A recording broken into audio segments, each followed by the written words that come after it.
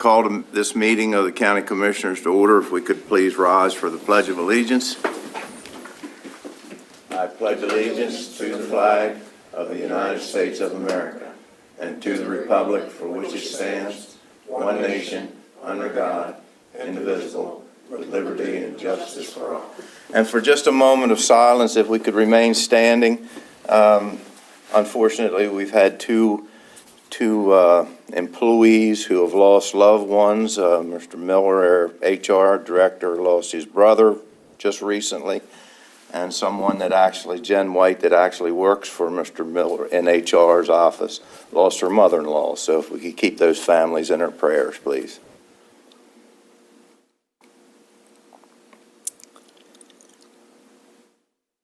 Thank you very much.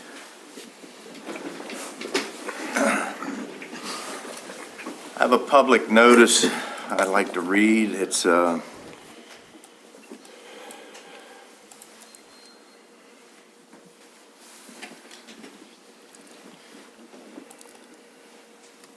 notice, application has been made by members Marshall D. Owings, J. A. Owings, and KCC Owings, representing North Point Marina, LLC, for a Class A beer, wine, and liquor license on the premises known as North Point Marina, 5639 Walnut Street, Rock Hall, Maryland, 21661, which shall authorize the holder thereof to sell beer, wine, and liquor at retail at the place therein described for off-premises consumption. A hearing on the application will be held in the County Commissioners Hearing Room, R. Clayton Mitchell, Jr., Government Center, 400 High Street, Chestertown, Maryland, on March the 18th, 2025 at 6:00 p.m.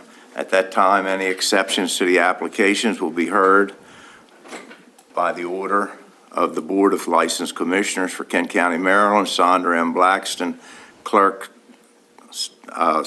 / Kate manager. And this notice was published in the Kent News on February the 27th, 2025, and then again on March the 6th, 2025.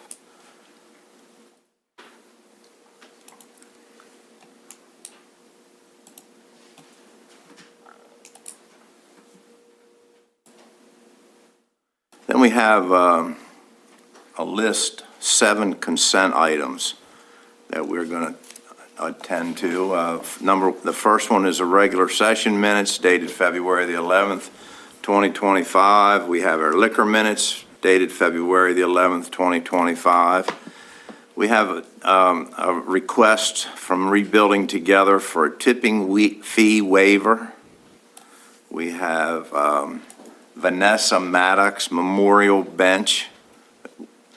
We have a contract with Washington College's Cole Gallery for place-based innovation partnership. Enough in parentheses. And then Kent Agricultural Center Incorporated is requesting a raffle-only permit for March the 29th, 2025. And then we have Washington College Trap and Skeet raffle application for June the 1st till June the 30th, 2025. Gentlemen, do we have any questions? No, sir. If not, I'll entertain a motion. I'll make a motion that we approve all 7 of the consent items as presented. Second. I have a motion and I have a second. All in favor say aye. Aye. Aye. All opposed? The ayes have it. Then under Kent Alcohol and Tobacco Enforcement,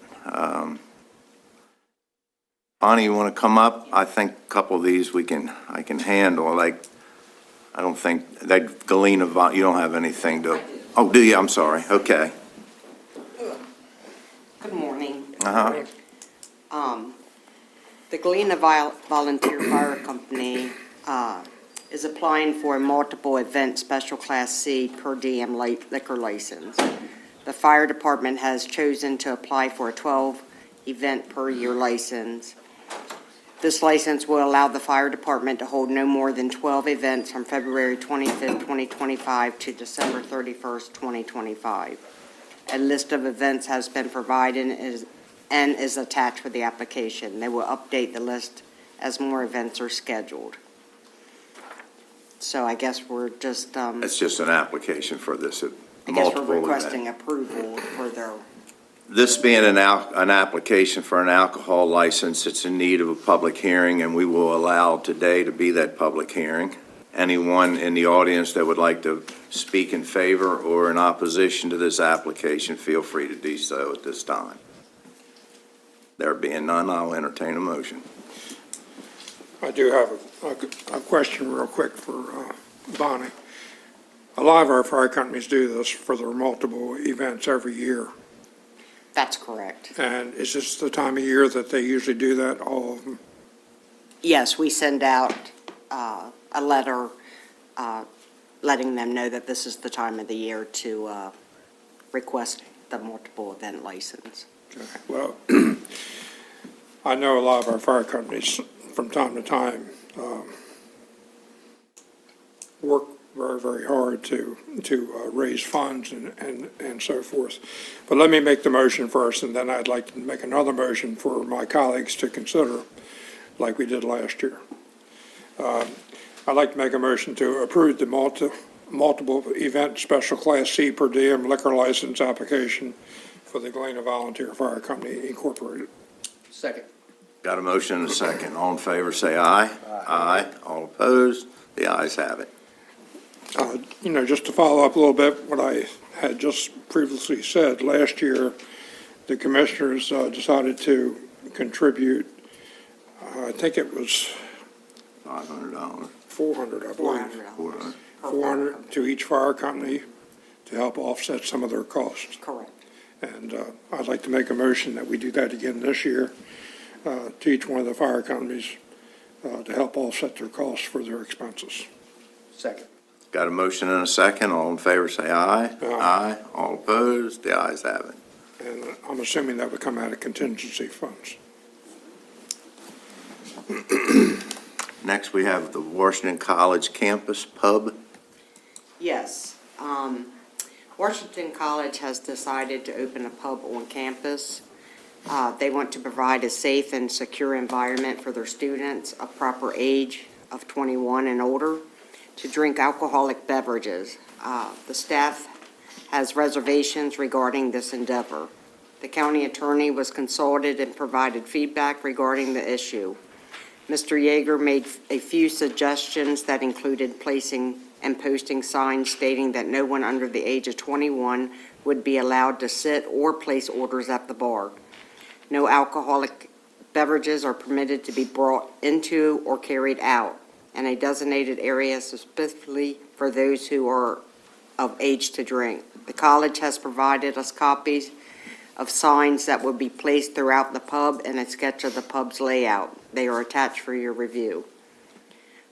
We are bringing this to your attention and make you aware of the fact that the college plans to open a pub on their premises. Any questions, gentlemen? I have one. I mean, this will be a place that you, if in fact this was to go through, you would be there periodically to That's correct. make sure that the same laws apply there that apply everywhere else? That's correct. Is this open to the public or just college students? Just college, well, they are allowed, each college student is allowed 2 guests that are not college affiliated. I spoke with them at the college. I went there for a meeting, and they assured me that they would be checking IDs and doing wristbands or the stamps, which they can use a scanner with to make sure that whoever asks for an alcoholic drink is of age. And they currently have a license They do. for their catering, I guess, or special events. Yes, they have a license, and they can cater and open up different areas on the campus, And to your knowledge, have there been any issues? not to my knowledge.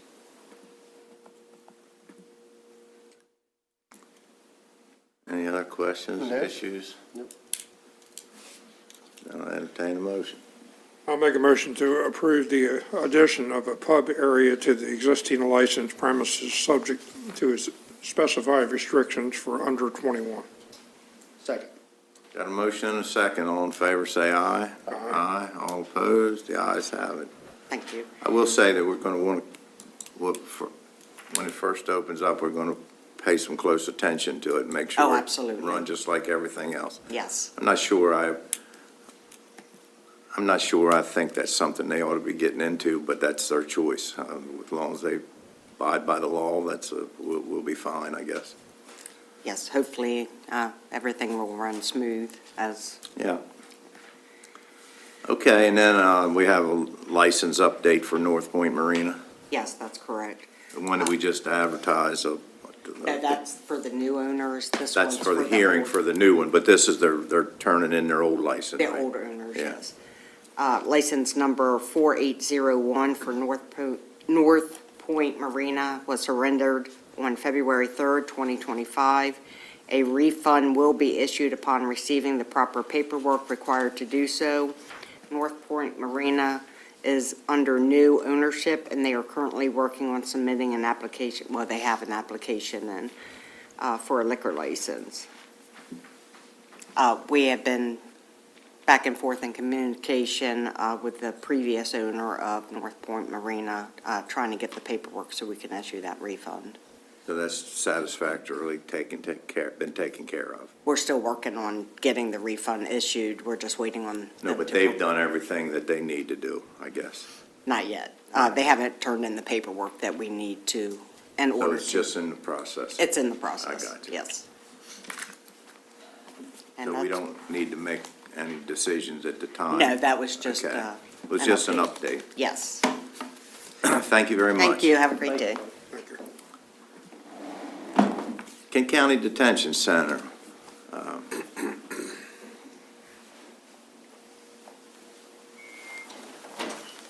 Officer Shepard, you introduce your guest for us and tell us a little bit about what today is all about, Yes, sir. please. Good morning. And everybody. welcome to you. Welcome first. Thank you. Good morning, everyone. Good morning. I'm here with Mrs. Joanne McNamara. She's our new grants manager. Grants Program Administrator for the county. I'm sorry. Sure. My first time appearing on behalf of the commissioners, and hopefully not the last. Well, hopefully not. Welcome.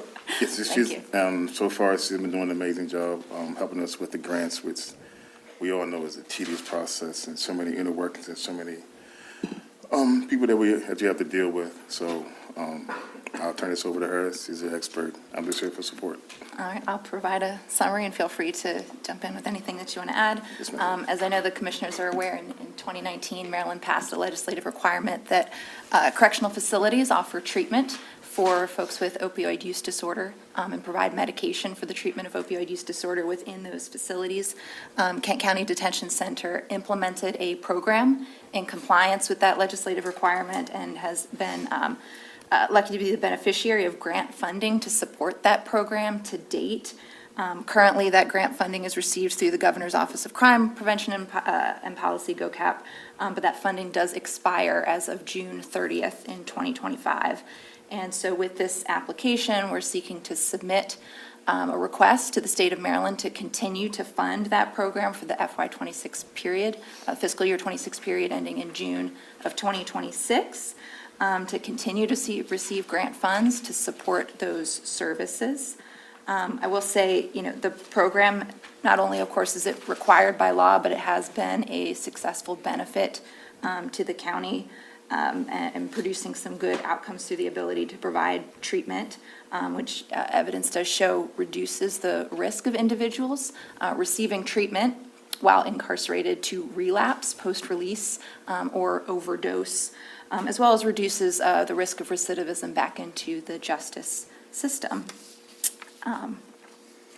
I will also note that there is no match required with this particular grant that we're seeking, and so if we are successfully awarded through the state, which we hope we are, it will fully support the costs of running the medication for opioid use disorder program in the Kent County Detention Center. Yes, and this program, like I said, I've been in corrections for 20-some-odd years, and there's been times where we've had people in our detention centers been there for 18 months clean, and the next day I had a female go out. The next day she was found dead from an overdose. So I think by having this program, it really does help a lot of individuals get back on track and have them a set goal for when they do leave the detention center, that their minds are more focused on getting a job, getting their life back together instead of trying to turn right back to drugs. So it's a great, the grant and this program is a great program that's helped a lot of people that I've seen personally help, so. Any questions, gentlemen? The way this grant is broken down, telecounseling support of $86,531, nursing support of $55,980, and drug testing for $16,100, which totals the $189,717. If we are not successful getting this grant, because it is a state mandate, that's going to fall back onto the county to come up with those funds. So to me, this is a no-brainer. I'm glad you're going after the money, the grant money. And I'd like to make a motion to approve submission of the grant application to the Maryland Office of Opiate Response in the amount of $189,717 to fund provision of opiate use disorder treatment and counseling at the Kent County Detention Center. I have a motion and a second. All in favor, say aye. Aye. All opposed? The ayes have it. Thank you very much. Thank you. And I promise after we see you for a couple times in here, I'll recognize who you are and won't be introducing you as a Oh, don't worry. Mr. And Shepherd's guest. This is your first grant that you've brought to us, so good job. There's a second one, but it falls under me today, Oh, so, okay. absolutely. We're thrilled to have Ms. McNamara added to our team. She brings a lot of expertise and knowledge, and she's really done a great job of diving headfirst into some of our programs.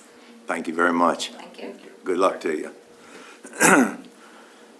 Human Resources Director, Jim Miller, and Good morning. Good morning. Morning. Rachel. Oh, good. Good morning to you. I was gonna say you're hiding. The subject matter expert was hiding from me. We're here this morning to ask for your approval to make a conditional offer of employment to the recommended candidate for the 911 position. You have all the details about the candidate, as well as the other individuals who were considered or interviewed for the position. So I think I'll just open it to questions. Any questions, gentlemen?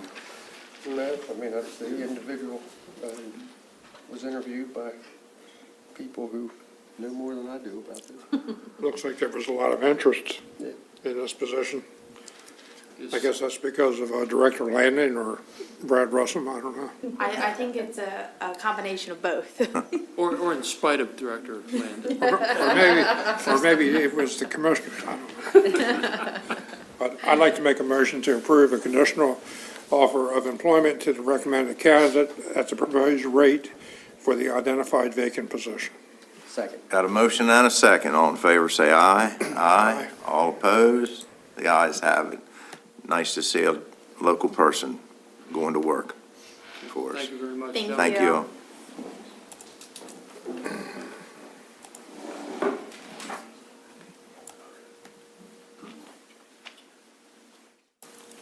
Public Works Director, Dan Mattson.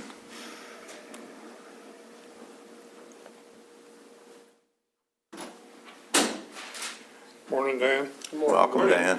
Before you start, Oh, those are dangerous words. I want to commend you and your staff for the job they did with the snow removal throughout the county. I've heard a lot of good comments from citizens. And I also want to commend you on the progress of the new EMS facility. I went out there the other day and took a look. I think all three of us have seen it, and there's a lot of progress taking place. Thank you. And Yeah. we thank you for that. And I know you got a full plate. Thank you. It is appreciated, and most of the credit goes to others than myself. I do know that in January, I believe, January of this year, there were 10 days of the 31 that required overtime efforts related to weather.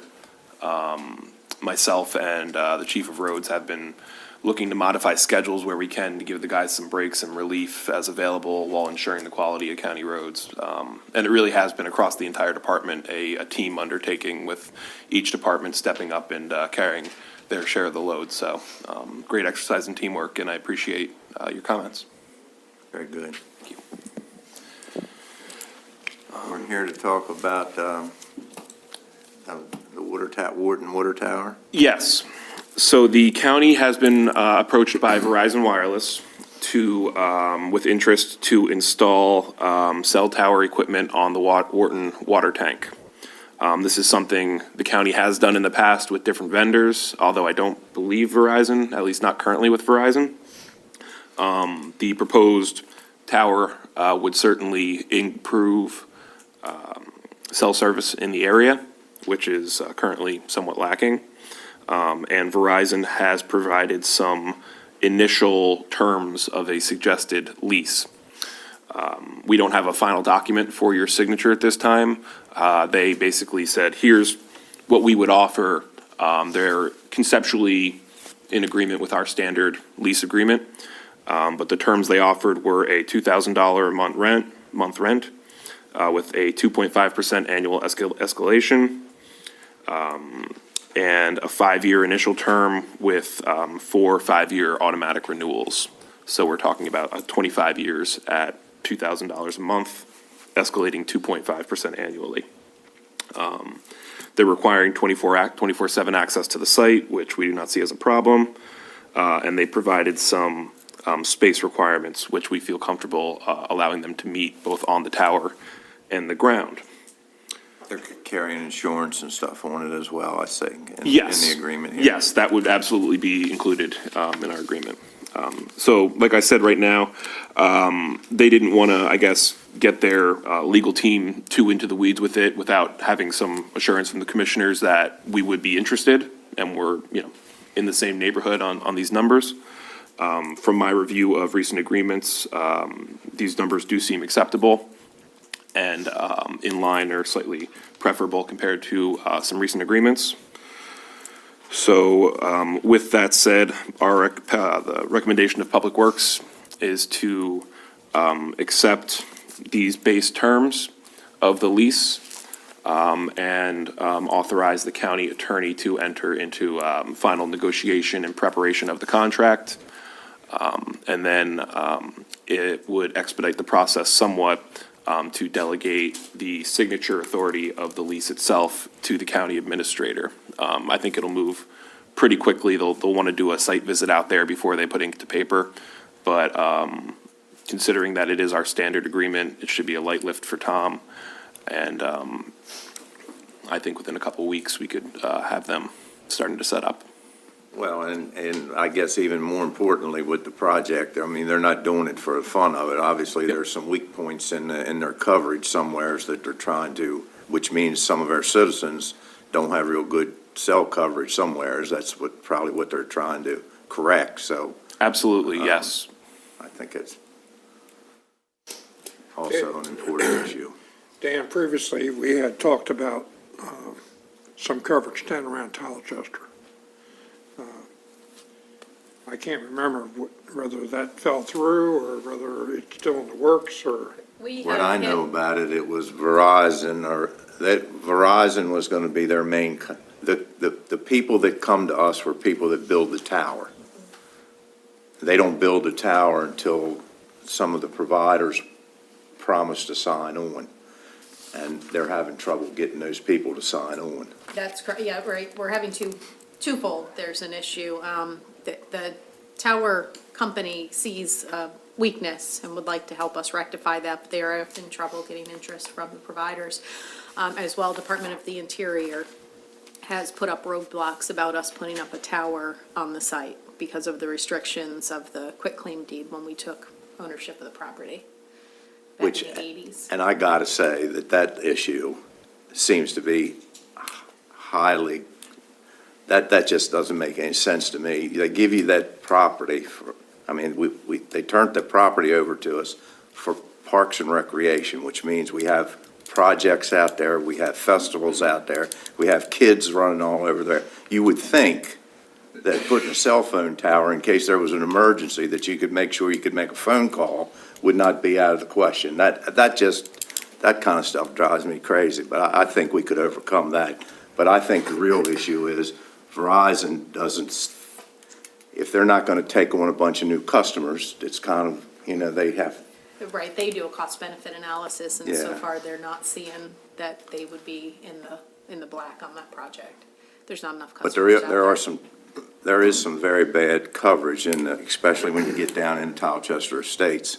But I guess it's not enough to get their interest financial yet. But that's what it was. And I know when you're, when you're out on our beautiful Chesapeake Bay, the coverage out there is terrible in certain spots. Yeah. Well, in your conversations with these folks, you can let them know that we're really interested if they're willing to think about that. Absolutely. Okay. That was going to be one of my questions is, are we going to run into one of those roadblocks on this piece of property? No, Like, okay. this is No, we our own property. this. Okay, good enough. I didn't know how we acquired it sometimes with the funding. It's, Okay, every property we've acquired from one of these transactions has different rules. right, And that's. absolutely, we have exactly, trouble or not trouble, but we have to remain vigilant about navigating them. Right. And I would say that if you do mention that Towchester project to these people, even if we couldn't get past that hurdle with the Department of Commerce or Interior about, there's other property in Towchester that would jump at the chance to put a tower on their property, such as probably Towchester. I'm speaking out of turn now, but I think Towchester Marina, which has trouble with, I think they have a lot of land. They would probably jump at it, especially getting paid to have it put there and stuff. So there's other ways to get a tower and without putting it on their property. Sure. The old Nike site. It is definitely a mutually beneficial Yeah, sure. idea. It helps the residents, it could help a business that, with increased service to its customers, and obviously Verizon, it benefits as well. So, yeah, I have the contacts now for the people who are scoping out these sites and making the decisions on them. So I Might can just certainly- remind them that need is up there as far as the people are concerned, and we'd work with them to make it happen somehow, whether it's on their property or a neighbor's property. Yes. Okay. And one other, and you touched on this, I'm assuming, don't know anything about leases that are out there. You said this is a competitive lease agreement financially. We want to make sure that we get as good a bang of buck for our citizens as anybody else is, I think. Very much so, Okay, yes. good enough. Any Any other? other? I have none.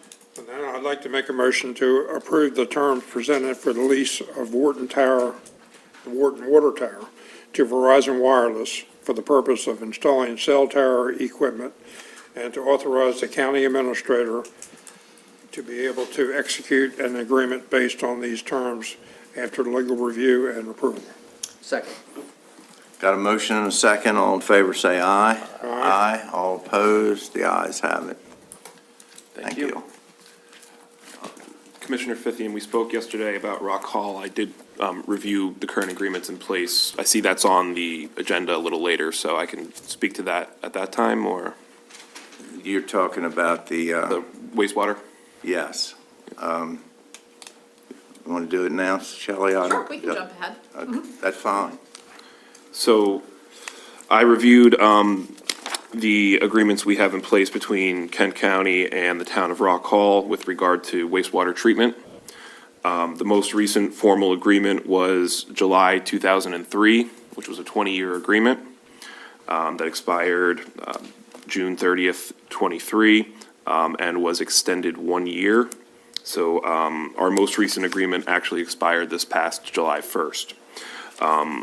Within that agreement, it does discuss a breaking up of charges. In other words, the county will pay at Rock Hall's rates for the total allocations on county property that we are contributing. And it does discuss some cost sharing of maintenance responsibilities. However, with that said, in terms of larger scale increases and upgrades, this agreement is generally silent on the topic. There is one sentence that states, "The town shall retain full ownership and maintenance responsibility of the wastewater treatment plant and all remaining lines within the corporate limits of the town." That statement is not very applicable to the topic of upgrading the plant, but the most applicable within the agreement. So it doesn't much speak to upgrades at the plant. Well, that's what caught my attention, and when I called Shelley, I saw, they're asking for a letter of support to try to close the gap, or asking for funding to close the gap on what they estimate as a $24 million project. That's just an upgrade of an existing plant for $24 million. That caught my attention to begin with, when we're getting ready to build one about 3/4 of the size from scratch for 15 or 16 million.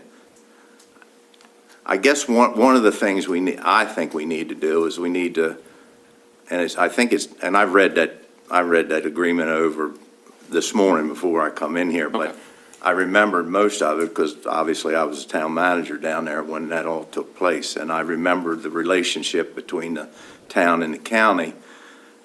And, but we don't have any conversation with that. We never talk about this. It's a joint effort. I mean, with Galena, we got something similar up there, and I mean, you all are in conversation with them, and we hear what's going. So when I seen a $24 million upgrade, that caught my attention. I think we probably need to have some conversations with the town of Rock Hall about this project, and because we, the county, their operation and maintenance budget, we pay a portion of that based on a percentage of hookups that we have versus what they have. I can't quite remember, but that far back, but I think we have more hookups than they do. I think anyhow, any operation and maintenance, we pay according to the percentage of hookups that we have. That talking about $24 million? I'd like to know. And then how that's all going to work. So, Shelley, I guess you'll work with Dan to have some conversations and see so we better understand what's going on. We will take a more active role in the project to Yeah. the extent that the county's involvement, yes. Is that all as far as you wanted to go with it? I don't know, I mean, until we learn something about it, but Absolutely. just the amount of the 24, that 24 million, when we're building one from scratch for 15 or 16 million, an upgrade, I can't imagine costing $24 million, but well, maybe it is. I have no idea how far along in the planning process they are. They could be throwing a dartboard right now with estimates. I don't know that and I'm not sure that you know, although you may, if they've even done a feasibility study or anything at this point. It might be just a off-the-wall estimate that Right. they put together or something. I hope it's not an accurate one. But, And I We'll have no see. idea, for example, what kind of treatment they're even proposing, which direction. They might not even know yet. They may be in such the initial phases where they're not even sure what type of plant they want to. and now that we talked about that, how many of our plants have went through the ENR upgrade? Do you know? I do not know offhand. I know that Wharton's Millington, ENR. Wharton is- Millington will be. Millington is not currently, it's currently a town plant, but the Right. new The county new plant one. will be, yes. The current one isn't even BNR. Of course, Galena's new one is ENR, which we're part owner of. Is Betterton, we're not part owner of it. We're not part owner, but they are I as figured they well. would be. what do we have left? Kennedyville, I doubt Kennedyville is by doubt the that one. age. That's getting up there in age. So, Tolchester, Colchester. I doubt that is based on the age. it's probably not either. So, and I'd be curious to, if we discuss that in itself. When do you have to upgrade to an ENR plant? What's the timeline? Is there a certain period of, you have a certain amount of, you use up most of your space in your treatment plant? Does it have to be upgraded? I don't know, but So you don't have to upgrade. It's not like by a magic date, every single plant has to be ENR. But as your plants are upgraded throughout the years, you qualify for more and more grant funding to become ENR. That's the carrot. So with the VRF funding, the Bay Restoration Fee funding, you can tap into those funds for any of the costs that take that plant from BNR to ENR. now all they were asking for, that brought this to our attention, was the fact that they want a support letter because they're going after some more money, but from MDE or I think this one was the federal government. federal government. Then obviously, we don't have a problem with that, but, or I don't think we do. But it just brings to attention that we probably don't have as much communication and conversation as we should Absolutely. with the people, our players Yes. throughout the county. Anybody, any other questions? John? And Thank you. one final update is that the Village of Kennedyville, as you know, we have been preparing a public works agreement, which would spell out everything required of a developer who would potentially purchase that property. The public works agreement will be advertised, and then we'll receive proposals based on that to be evaluated. The agreement itself has been written and reviewed by the county attorney. It will be on the agenda of your next meeting for approval to advertise. So that project is moving forward. Very good. Thank you. Thank you. And Dan, if, I know there's a lot of citizens that live in the village of Kennedyville that would like to come to that meeting, and I don't have a problem reaching out to them to tell them about it. I know that we usually don't allow public comment or questions, because we usually save that towards the end of our meeting, but maybe we could schedule this for the latter part of the meeting so that we can go right into public comment and stay within our Generally rules, speaking, the format. because I know they're going to have questions on, or I'm assuming they're going to have questions. And I'd like to be able to, for you or someone to be able to respond to them, Yes, no problem. if we can do that. Great. Very good. Thank you. Thank you. Thank you. Shelley, before we get into you, Bill, would you come up front? I've just got something quick we'd like to talk to you about. First of all, it's nice to see you back. Thank you. It's very nice to be seen. Bill's been under the weather a little bit and been off for a while, and it's great to see you back. And Thank you. we miss you, and good to see you. Thank you. We, the board, have been approached by a young fellow, a gentleman, about a piece of property, and I think Carla has heard about it, probably while you were out. There's one building lot that is surrounded by, Crossroads. Crossroad, Okay, commercial. which, if I understand it right, allows you to, when you build a house on it, to be like 15 feet from the property line. I mean, you have to, but this piece of property, what's it zoned? That's the Crossroad commercial. Okay, that's the crossroad. And you have to be 50 feet from a property line there, which kind of makes it so it's an unusable lot. But there was a house on it, and it's right before you get to what used to be on Jack Jaquette's service station, which was now, we changed the zoning on that property for that supposed to be a brewery that never took place. Okay. But this is a building lot, and it had a house on it. It's surrounded by zoning, and I can't think off the top. Village, surrounded by village. Surrounded by village, and it's the only one in the middle that has this Crossroads commercial. And the boy wants to buy it and put a house on it, but he can't buy it if it's Crossroads commercial, because his house wouldn't fit on it. Okay. I think we would like to, first of all, you look into it and see what you can, and make sure that everything is just like what you're hearing here. And then we would like to do a text amendment to change that one piece of property in the middle of, so it complies with everybody else and allows him to go ahead and build a house there. Okay. Sounds good. Unfortunately, Commissioner Nickerson was in the office earlier, and I have some idea of the property. And the zoning map is going to return to you for one last lap. And I believe that you all, if you were to choose to amend it. Can you do it could. then.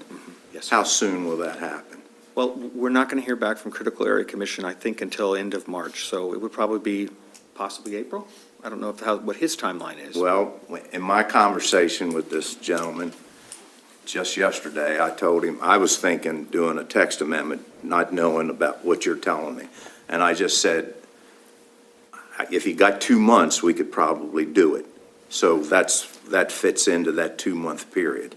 Okay. So that should be fine. Okay, And probably a lot simpler, all righty. because all we got to do is make the change when it comes before us, right? We're not going to it's not going to be a process where anyone but you all will be able to change it, right? This is adoption, so you're the last step. So you all are allowed absolutely to do that. And we don't have to do all the advertising and stuff, or do we, when we make this change? Well, this is adoption of the map. I'm sure we'll have, courtesy advertising, but it isn't, it's the very final step. You're adopting it, and you are allowed to amend anything before you at the third reading if you amend it in writing. So, and we'll certainly work with Tom if there's anything special about a zoning map. So Very I good. think it's within your purview to do so, sir. I appreciate that. Okay. All right? And look, I think we've described it accurately, but if we haven't, and there's an issue of some kind, just get in touch with us, let us know. But I think it's a simple, why this one property is different and surrounded by the others. I don't have the explanation for that, but that's what he needs to have I done. think it was related to a previous use on the property. Could have been. Yeah. Very good. Okay. Thank you. And Bill, I have been in conversations with Carla regarding another project that has been brought to our attention in the south part of the county, or what I would consider the south part of the county. And it's currently zoned village. Okay. And there's a density issue with the developer who wants to develop that, or who wants to purchase the property for development. So would that be part of the, what you might be bringing to us in April? The goal is to bring both the text and the zoning map together for final adoption at the same moment, because they apply to each other at the same time, wherein, and you can amend that land use ordinance document as well by amendment. So you could make changes then as well. Are you familiar with what I'm referring to, or? I think I have a little, I don't know all the details, but I do know that there's someone looking to do a community that would require a little more density. So Yeah. that would be the one thing I would definitely want to check with Tom, because would that be a substantive change? I think it depends on sort of the degree of how much, right? Yeah. Of a change. So we'll have to find out, I'm sure Carla's aware, sort of what their desire is, what our current zoning is, and, it's a small percentage change, that's probably fine. If it's, a larger percentage change, we might want to do some advertising, and so, but that's all within your all's purview to do so. So, I mean, the land use ordinance is your law, so you can make changes. Again, there might be some public advertising depending on the scale of the change, so. A single lot map, amendment to comply with everything around it, I don't think that's going to be a substitute, but we can certainly look into it. This is going to be a lot more than a single lot, Right, so. okay. Yeah, we can do that. All righty. But And it's text all- changes but are it a little does only, different. Take in one piece of property, right? Yes. It's a large, but it's one piece. 100 acres. Yeah. Okay. We can look into it, sure. Thank you. See what happens when you take off, Bill? All kinds of stuff happens. But, This is good stuff happening, though. Yeah. People want to come and do things. That's great. Right. So, well, welcome back, too. thank you very, very much. I Glad to see you appreciate it. Yeah. And everybody's been really super supportive. This is a wonderful community, and you all are wonderful employers, so thank you. Appreciate it. Thank you. Okay, shall we? Okay, now it's my turn to go off script. So, if you've been watching the news, you know that there's been a rather substantial cyber attack in Anne Arundel. Anne Arundel government is, as my understanding, is basically on lockdown right now as far as the internet and electronically. So I just want a little public service announcement that everybody does need to remain very vigilant with emails. Other emails have been flying around. This is not only for Kent County government, but all of our partner agencies, the municipalities. Everybody needs to stay on high alert. This creates a mess and can skew productivity for months after an attack. So if you receive an email that does not look legit or it asks you to click here, please, before clicking here, send it to the IT department or delete it, quite frankly. So this is a very real threat, and this is not the first county in Maryland where this has happened. It happened in Baltimore County not too long ago. It happened in St. Mary's County a couple of years ago. This is real and should be taken very seriously. And hopefully Anne Arundel will come out rather unscathed, but the jury's still out on that. First two items that I have for you today are appointments to two of your boards. The first is Emergency Services Board appointment. There is an appointment for your consideration. This is a one-year term appointment. Anybody have any problems with? Well, a pretty shady character to recommend He here, can but be. we'll He get, can be. you take that message back, if you will. So I'd like to make a motion to reappoint this individual, Phil Russum, to serve as the Emergency Services Board EMS Council Liaison for a one-year term to end January 31st, 2026. Got a motion and a second. All in favor, say aye. Aye. All opposed, the ayes have it. Congratulations. So the second one is an Ethics Commission appointment. This is a 3-year appointment for your consideration. And it's a reappointment, correct? It is. Any questions? No. May I entertain a motion? I'd like to make a motion to reappoint Mary Ann Rubin to the Ethics Commission to serve another 3-year term ending on March 31st, 2028.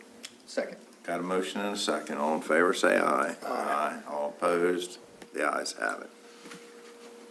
Okay, next is a little bit of a deviation from our usual type of action item.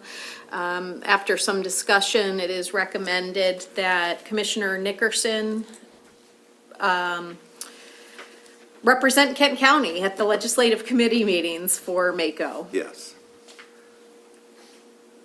And I'll entertain a motion. I'll make a motion that Commissioner Nickerson represent Kent County at the Mako Legislative Committee meetings. I'll second that. Got a motion and a second. All in favor, say aye. Aye. Aye. All opposed, the ayes have it. Very good. And this one dovetails with that one beautifully. There is a bill, House Bill 1031, Senate Bill 931, which is a Renewable Energy Certainty Act. And MACO voted last week to oppose this bill. If there were a such thing, I would say vehemently oppose such bill. This is a very, very bad bill that could be detrimental to especially the rural counties in the state of Maryland. This basically, we've already seen most of our authority stripped when it comes to solar siting. The PSC is the one who approves these, not the locals. This further diminishes our role in that process and as well takes away our authority to tax said projects with personal property tax, which we do, personal property tax, our solar arrays, our utility scale solar arrays. So we are recommending a letter of opposition to this bill, which is on Friday. This is actually a joint hearing, which is not that common. And Commissioner Nickerson does plan on, I'm going to go too. Okay. I was going to talk to you about that. Let's go ahead and Okay. we'll entertain a motion for that letter of support first. I'll make a motion to approve the letter as drafted. Second. Got a motion and a second. All in favor, say aye. Aye. All opposed, the ayes have it. We're good. We'll, is it at 1 o'clock?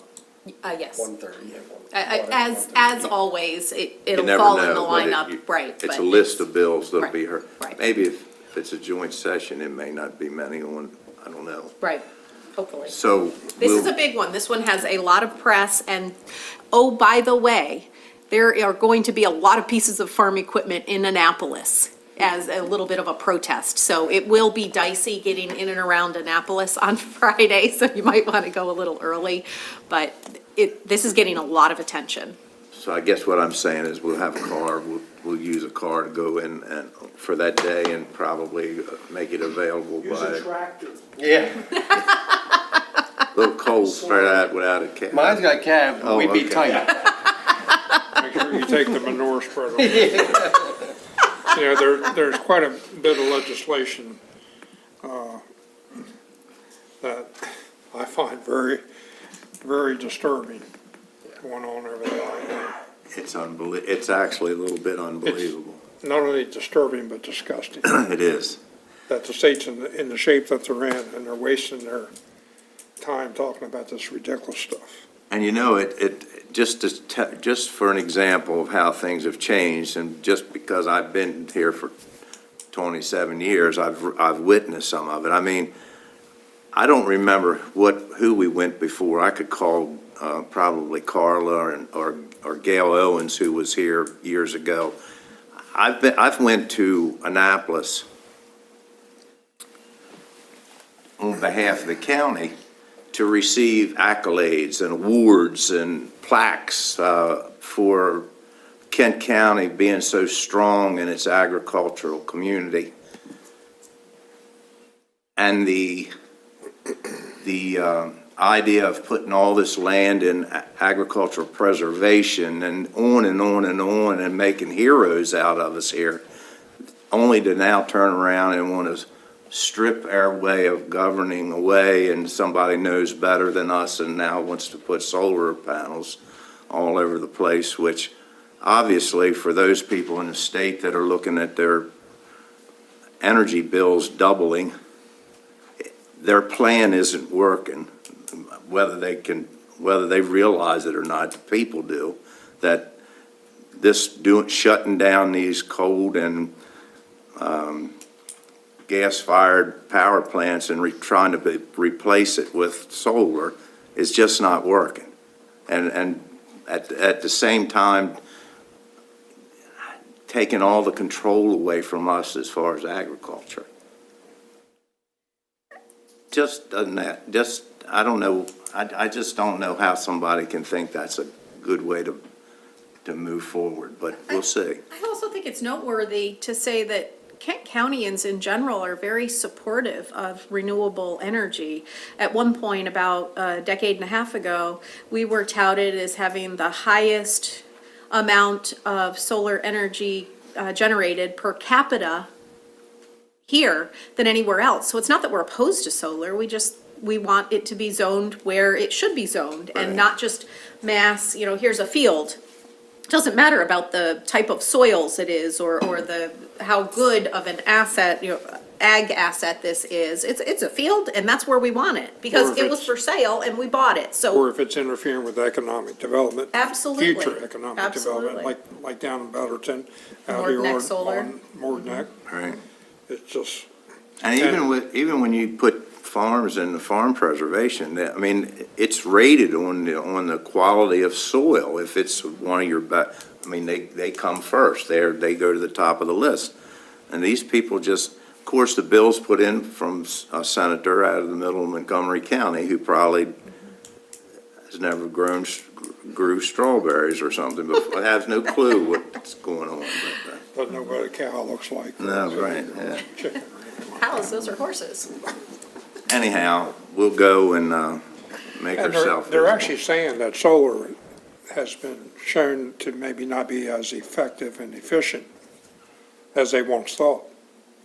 It's So the least effective, that's what they're saying, the yeah. absolute least effective. So I think it's fair to say it's a good supplement, but to supplant is another story.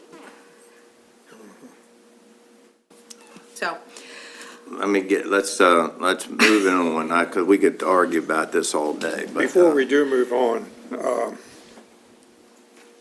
do you want to bring up that letter now? Yeah, Being we're talking about solar. sure. I mean, it's up to you. No, that's fine, yeah, so there was an informative letter that Caroline County wrote, and basically to everybody, but it was probably targeting some of the landowners. And it pointed out some of the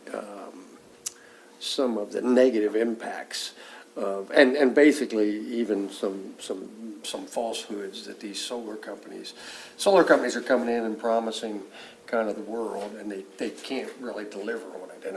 And I think before the, it just is a recommendation to, before anybody signs on with a solar company, that they seek some legal advice, to get some legal counsel, because I think that there's been some people, some landowners in other counties that have kind of been, the wool's been pulled over their eyes, and they found out a little bit too late.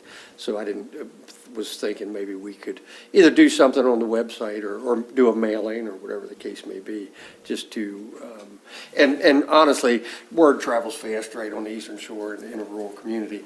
I think a lot of this has been brought to some of these people's attention, but maybe not everybody. So I was thinking maybe we could, do something very similar to what they did, just as a, and really, just making sure that people seek legal counsel so that they're not being, taken advantage of, because I think that that's happened with some of these companies. we can get a copy of the letter and go from there. Okay. See if it needs to be, if the information needs to be amended to fit, any of the, I don't know, stats or whatever for Kent County, and then figure out how to disseminate it. I mean, you get a copy of the letter, and we want to make a response to it, or highlight it, we could contact Mr. Bontrager, who covers our there you Kent go. News. Absolutely. If we have to put something in there, we'll do it. Okay? Okay, and then I just have a few items to report out. The first is, but I think it was 2 weeks ago, that you had approved a replacement vehicle for Kent County Public Schools. Turns out that vehicle was already gone, was sold to somebody else, so they found a different vehicle replacement. This is actually slightly less in value, so that has been taken care of. That is completely in the Kent County Public Schools budget. That's not a monetary request whatsoever. Second item is, thank you again, Ms. McNamara, for a state's attorney grant for a software update. This was submitted, there was a time crunch on this. This was submitted last week. If approved, it'll be a $5,000 grant to upgrade software in the state's attorney's office. And finally, we've already touched on the Town of Rock Hall's potential wastewater treatment plant upgrade. Before we do, I guess, the next thing, I just want to give a little bit of a report. On this thing. The last meeting, I wasn't here, I was in Annapolis, and it was for, I can't remember the bill number, don't have it written down, but it was for the additional School funding. school funding cost share. And I just wanted to, say I was there, Dan was there, Superintendent Dr. McComas and Laura, the school board member. And they all spoke, and Jeff Grist. I just wanted, everybody did a great job, from Jeff to Dr. McComas, Dan, and Laura. They did a phenomenal job. I was sitting on the end, and I was watching everybody as they were speaking, and the committee was really paying attention, and there was a lot of head shaking, up and down, not this way. So I'm hoping that I know it was received well. But after that meeting, the day after, I was over at Indianapolis to the Taste of the Eastern Shore, and I ran into two of the delegates on the committee, and they were very impressed with, number one, they all remarked about how hard Jeff has been working on this bill. So I just think that the public should know that, he's over there representing us and really fighting for us on this bill. And they all had very positive feedback and said that I spoke with two delegates, and they said that they overwhelmingly supported the bill. So we'll see where it goes, but I just wanted to, to basically say, I'm telling you, and there was even there was a high school senior, I can't remember her name, who spoke via Zoom. She's going to be sitting in one of these seats one day. She was fabulous, just absolutely fabulous, the points that she made. So I just wanted to basically give a report out of and now where it goes, who knows? I think we got one little hurdle, and that's the chairman of this committee. But from what I've been told, he's wavering a little bit. So fingers crossed, we'll at least get it out of the committee this year, and we'll go from there. And I do know that there's another bill that Ronnie's attending Monday or Tuesday. Next Tuesday. He won't be here. Next Tuesday, it's being heard, that same bill's being heard in the Senate. Senate, correct. Where you were in the House. Yeah. And I just a pony on what you just said. Delegate Grice, this is our second time. We did the same thing last year and was not successful, but he really impressed me of how well he spoke, and he understood the situation, and he really took it to him. Now, we weren't successful, but that doesn't mean he didn't do it. He did. I agree with you. He did a heck of a job then, just like you're saying he did this year. So Yeah. kudos to Yeah. Delegate Grice. And for the record, that's House Bill 736 and Senate Bill 843. It's entitled School Construction Local Share Cost Alterations. So for Tuesday's hearing, they will be accepting testimony. We've already submitted, or we will be submitting our testimony as soon as that portal opens. But for anybody in the public that wants to submit testimony, please do. And I tell you, I'm never gonna stop talking about this, and I'm gonna briefly say it. The reason we're having to go to Annapolis to try to put a bill in is not because we can't handle our own affairs and do what every other county does, but what I want people to understand, and I wrote about this one time, there's two counties, which I won't name them because I don't think it's fair, but there's two counties out of the 24 that if they went to build an $80 million school, they don't pay for one dime of it. The state pays for all of it. It's based on their wealth. If Kent County now, and there's cities that pay 4%, state pays the rest. There's other counties that pay 6%, state pays the rest. 8%, 10%. So how successful we are, the proof will be in the pudding, is what percentage we have to pay. Because we're considered a wealthy county with 87% of our land in agriculture, which we all agree with, we have to pay 50%. So if we go build a school under today's laws without any help from the state, we'll have to pay 19,500 people in a heavily agricultural community where 87% of our land mass is in agriculture. We would have to pay on an $80 million school, 19,500 people would have to pay back $40 million. Now, you don't have to be a mathematician to figure out why we don't have a new school. That's the argument. And then we're over there with this bill to try to get something much closer to those two schools that don't have to pay, or counties that don't have to pay nothing. Their taxpayers don't have to pay a dime. The state picks it up. All they got to do is make the argument that it's needed.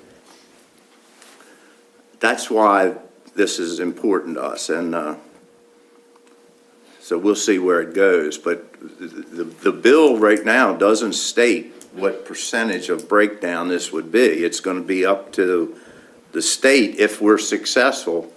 And then the second question is how successful. If they're going to cut it from 50% down to 40%, we might still be in trouble. So we'll see where it goes, but I just, the unfairness of us being considered a wealthy county, to me, is just so unfair. It speaks volumes to me. I don't know how. And everybody we talk to, and I've been, in the years I've been here, I've been to the State Board of Education in Baltimore City and spoke out about it before the Board of Ed. We've been to the Speaker of the House, Senate President, Appropriations Committee Chairman. They'll all tell you the same thing.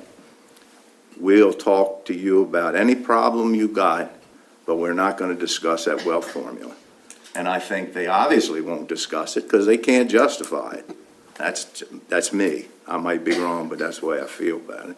So we'll wait and see how this turns out. But I think it's important that the people realize, just in my opinion, how unfair we're being treated as far as this wealth formula goes.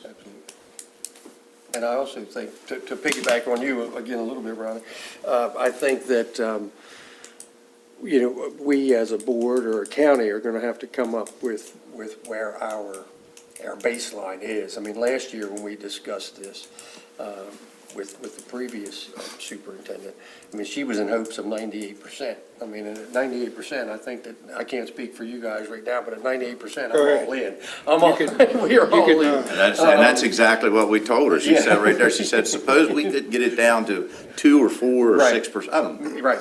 Would you build it? We said, absolutely, no Right. question about it.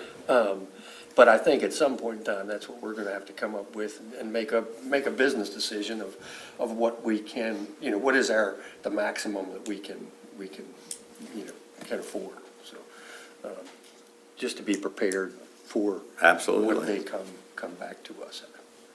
So, And I tell you, we're already seeing prospective changes we're hearing about as far as, one more time, the state gets herself in some financial trouble and there's going to be stuff handed down to us that we've never had to pay before. That's right around the corner. We're starting to hear about that already. Yeah. Anyhow, time will tell. Right, and those numbers have been updated since the last time we talked about them in open session. Yeah. Initially, we were going to see the cost share, the additional cost share for Kent County be $300,000. That was in the proposed budget from the governor. The legislature got a hold of it and they didn't decrease that, they increased it.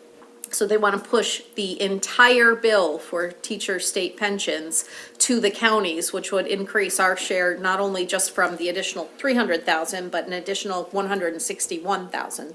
So right now, the tally is, we're coming up on $500,000 of cost shares that are being pushed down onto the counties. And I'm expecting an email today from MACO with some final numbers, and we'll likely have on the agenda next week a letter in opposition of all these cost shares. The message has been, well, if the counties don't say they can't accept them, then clearly they can.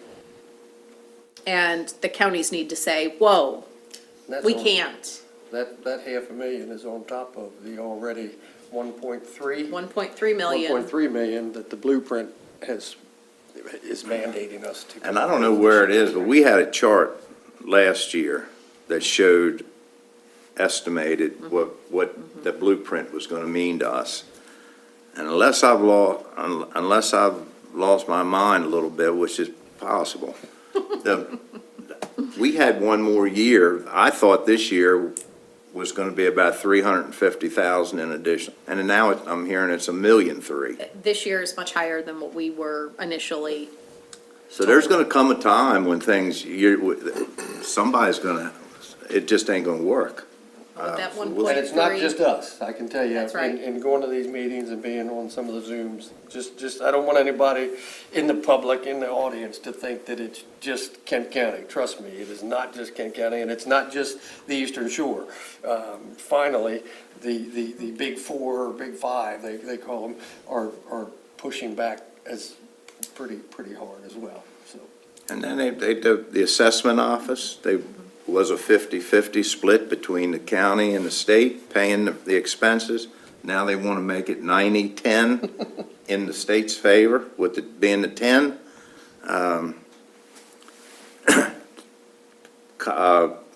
Teachers' pension in the colleges possibly being handed Correct. down. Community That's Not in- only air That's in the teachers, list. but community college, college Correct. teachers. So which we've never had to contribute to before. So our share, even initially, when we were talking about 300,000, is a significant amount of money for Kent County. But that same number for the big five is in the tens of millions. So it's, yes, people are all the counties, all the jurisdictions statewide are saying, wait a minute, whoa. And then with the legislature coming back with 100% of the teacher pension piece instead of just 50% more, now the counties are really starting to feel like they're underwater. Because that's not one time. No, yeah, no, that's every year. that'll continue to get worse, That- right, especially, That grows and grows right, every year. exactly. All right. Where are we at now? We with the public comment?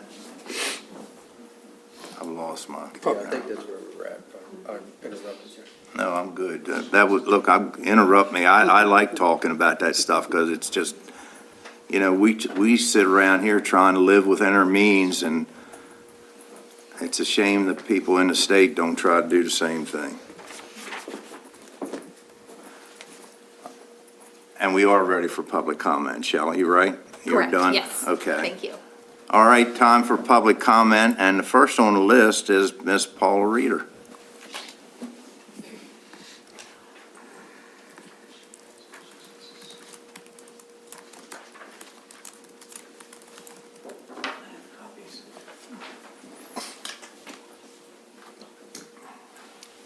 Good morning. Good morning. Thank you for the opportunity to speak with you. I need to raise my right hand and say who I am. Just your name and address. Paula Reeder, Still Pond, Maryland. There's obviously there is a lot of misinformation, obfuscation, and hyperbole surrounding the discussion of Senate Bill 931 and House Bill 1036. And as we approach what is surely going to be a long, hot summer, we have increasing numbers of Maryland residents and businesses expressing grave concerns about the escalating cost of electric service, the ability of Maryland power companies to satisfy growing service demand, and the distinct possibility of electric blackouts during peak demand periods. They are demanding that power companies and state and local government provide answers and solutions to the existing grid's questionable ability to deliver reliable electric service now and in the future. These legitimate concerns that are shared by a majority of state residents, as well as our own Eastern Shore delegation to the state legislature, are the impetus for several bills currently under consideration by the state legislature, including Senate Bill 1091 and its companion House Bill 1036. If enacted, These bills will facilitate urgently needed improvement and expansion of the state's electric service generation and delivery service infrastructure and capability. As Chris Adams, the chair of the Eastern Shore delegation to the state legislature, asserted in a meeting with power company officials, once you get past the budget, the number one issue we're going to have to deal with in session is electricity. We can't be silent on the matter of energy generation. What most people, including those who are opposed to passage of these bills, don't realize is that most Maryland electric utilities do not generate most of the electric power they deliver. Instead, the electric service they deliver to Maryland customers relies almost entirely on out-of-state wholesale or market capability markets at substantially marked up cost and variable cost to our residents.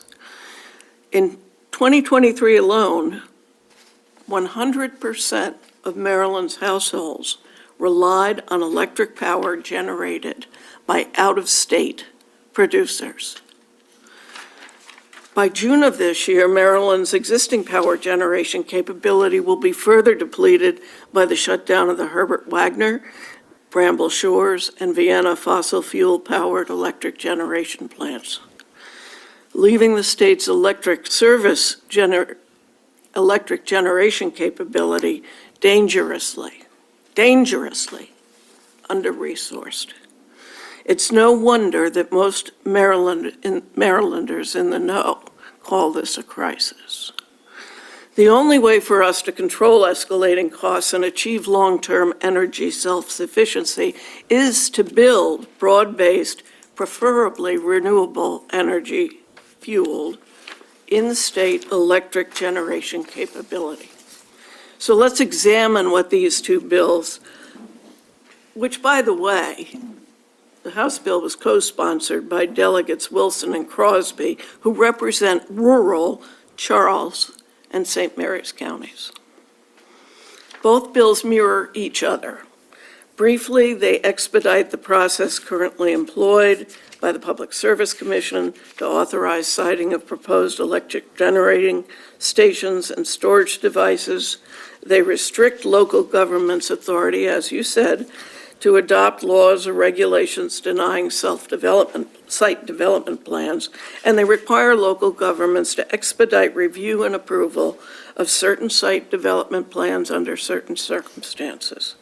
The bills also establish baseline construction requirements for solar energy stations and energy storage devices that recognize for the first time common community concerns about buffering and landscaping these facilities, eliminating the need for local governments to reinvent the wheel on such requirements in typically long and drawn-out project review and hearing processes.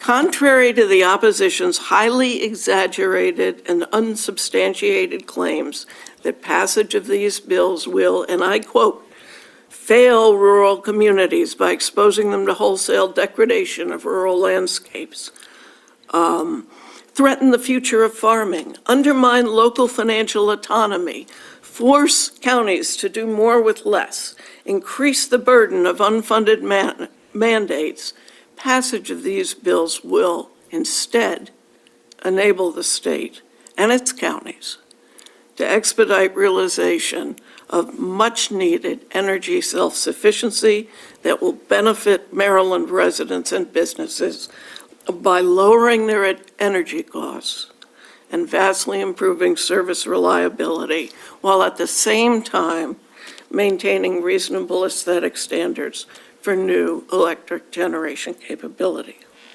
With respect to the claims that the passage of these bills is going to result in wholesale loss of our farmland, the fact is, first, that before any agricultural land can be put into alternate use, the owner, the farmer, must first decide on their own to sell or lease the property for that purpose. In law, this decision-making authority is a foundational right of property ownership. In Kent County, about 85% of our acreage is zoned agricultural.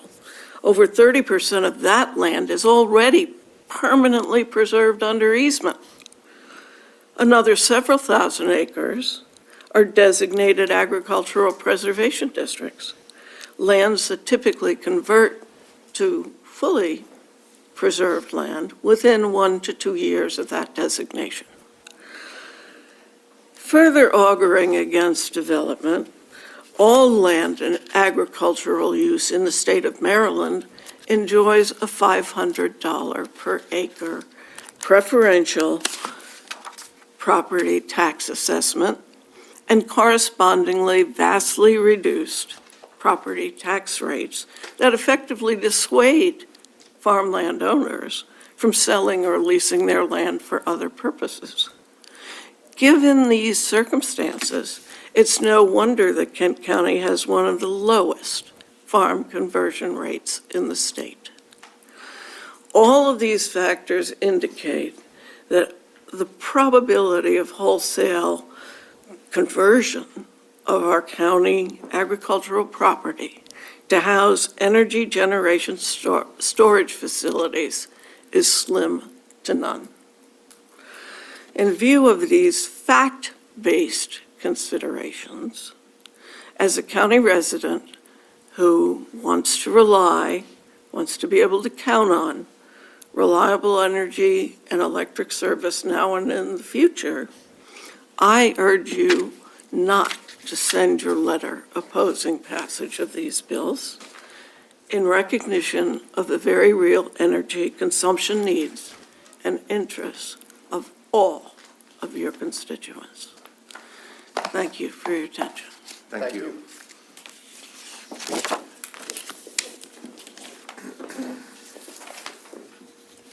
Mr. Frank Rhodes.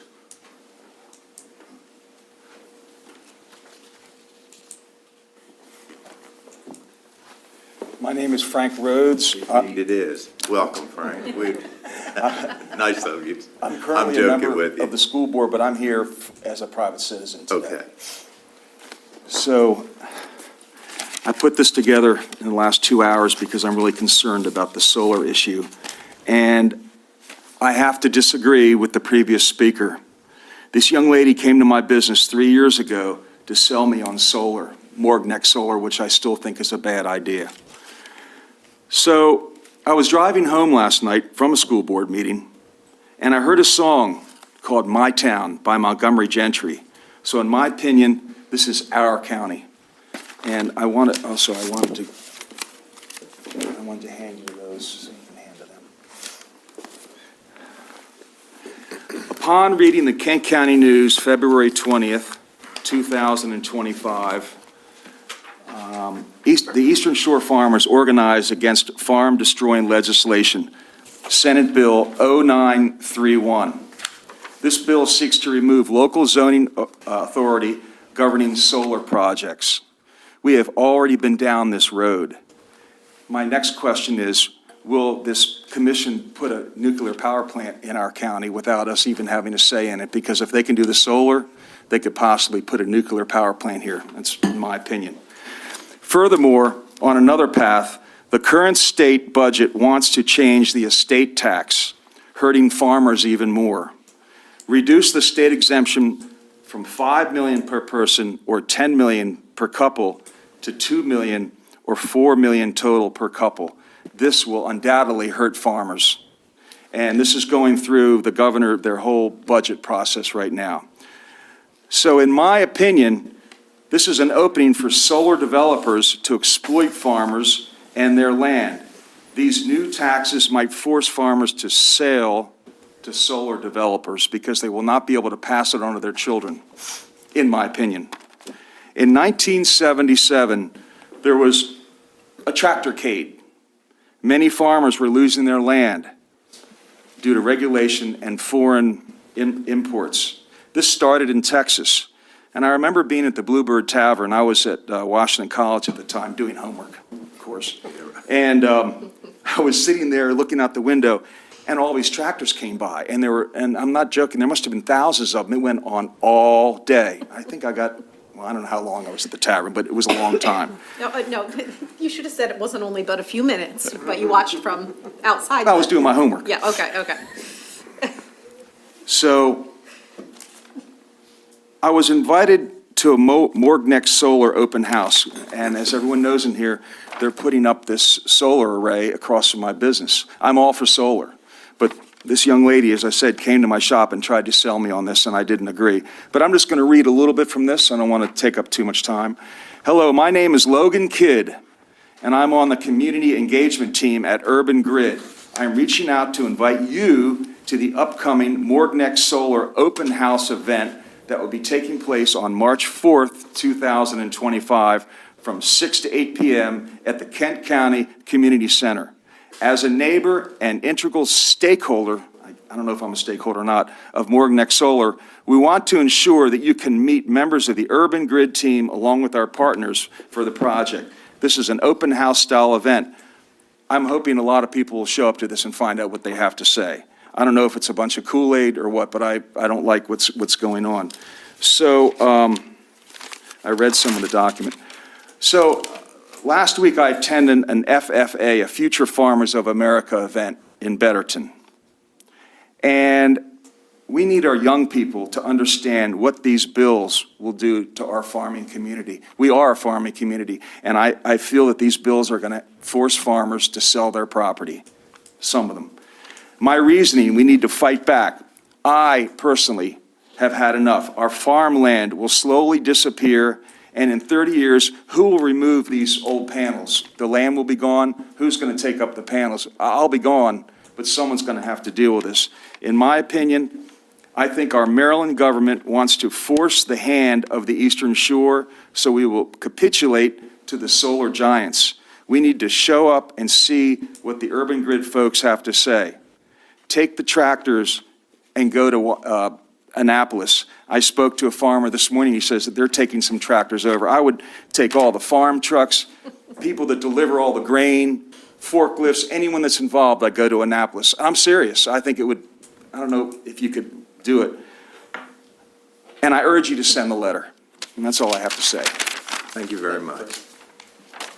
This is it's scheduled at the same time as our meeting, so I sincerely doubt Oh, anybody. this urban grid. Correct. I doubt anybody at this table will be there, but I mean, I could be wrong. Maybe you can change, I don't know. Thank you. That's the end of the sign-up comments.